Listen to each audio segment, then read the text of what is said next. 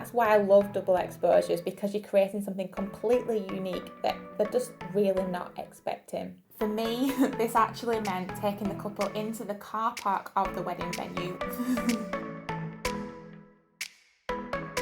Hi everyone, my name is Tony. I'm a wedding photographer based in Lancashire in the UK, and in today's video I'm going to talk you through how you can create double exposures in a few easy steps on a wedding day. I love creating double exposures. It's a great way to give your couples something completely different that they're probably not expecting.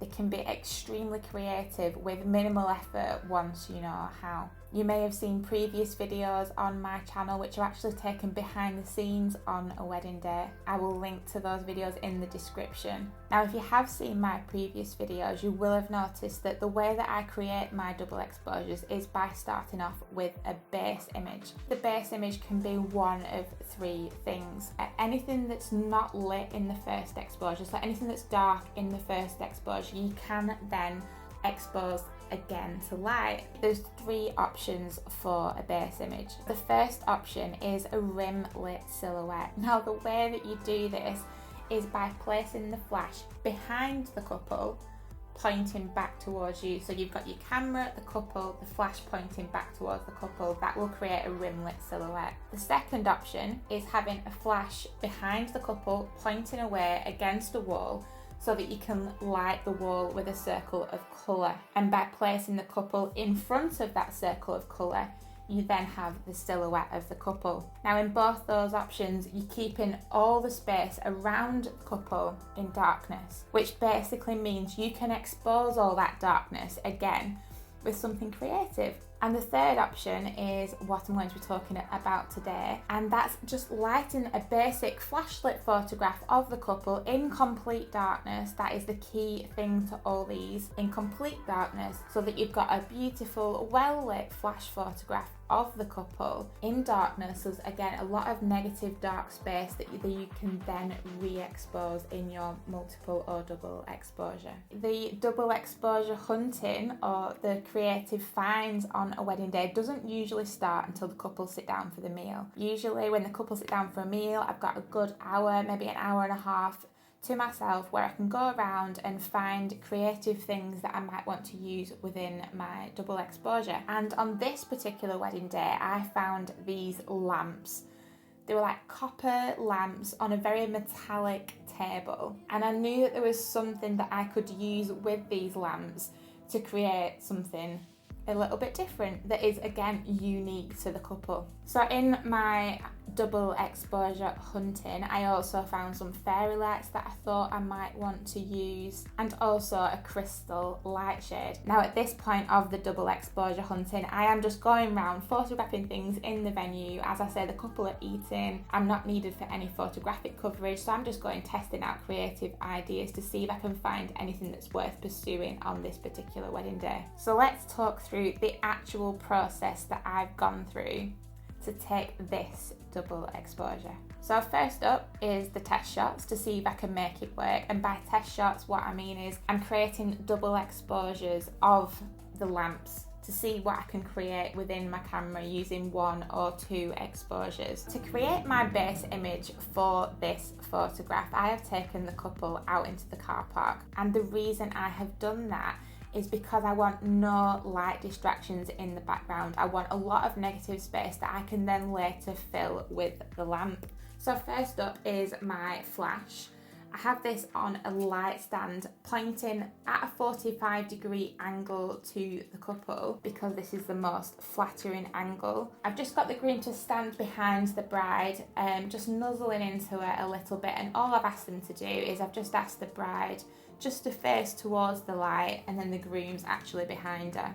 My flash, as I say, is on a stand. It's at a 16th power, which is my go-to. I've then also placed a MagMod mag grid on my flash like so, and what this does, it allows me to control the spill of the light. So rather than lighting up the whole of the couple and the pavement below, it actually will stop at waist height, which is how I get just the couple, no distractions in the image. I want it as clean as possible for my base image. I also use the correction gels. I use the MagMod CTO gels whenever I'm using flashes, I prefer to get things right in camera, which is very important when you are shooting double exposures. So on my flash, I've got the Magmod Mag Grid and also the Magmod Mag Gel.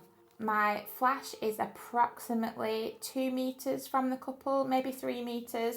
This is my go-to setup for a flash portrait of the couple. Flash stand 45-degree angles, flash power 1/16, a 16th power, with a mag grid and a mag gel. I do obviously have the option of increasing my exposure if I need to, but the most important thing in this first step of a base image is to just get a well-lit flash portrait. And you want to keep your ISO, this is very important, you want to keep your ISO quite low. This is because when you're creating double exposures, on the second exposure you don't have the option to change your ISO in camera. You need to have the same ISO. Another great tip is once you've got your flash settings right, the couple are well lit, take a few different options of where your couple are placed in the frame. That will give you more options of a base image to choose later. As my bride is actually facing camera left, I've left the negative space on the left side of the frame because I always like the bride looking into the frame rather than looking out of the short side of the frame.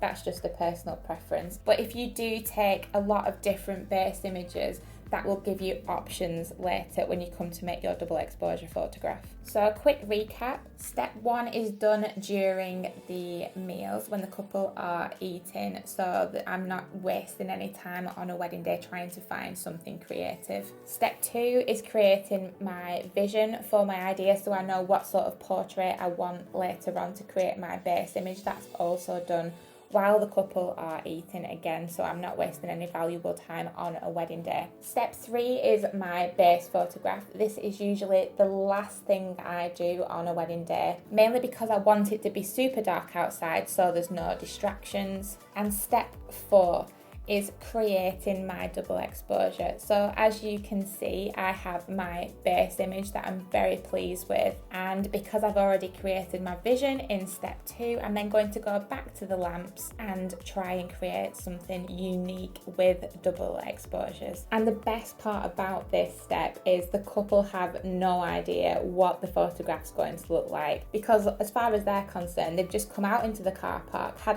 a picture taken with a flash in absolute darkness, and yeah, it's not very exciting. That's why I love double exposures, because you're creating something completely unique that they're just really not expecting. The specific steps I use in camera to create my double exposures. So first up, you're going to want to press this creative button right here. On the Canon cameras, it's just up here at the top on the left. And you're going to scroll across to the middle option, which is multiple exposures. You're going to enable multiple exposures on function control, and you're going to just use your setting as an additive. That means your second exposure is going to be added on to the first exposure. You can choose a number of exposures. For this image, I'm going to choose 2. I'm going to shoot continuously, then I can see what I am exposing, and I'm going to select the image for the multiple exposure. As you can see, this is my base photograph, which I have selected.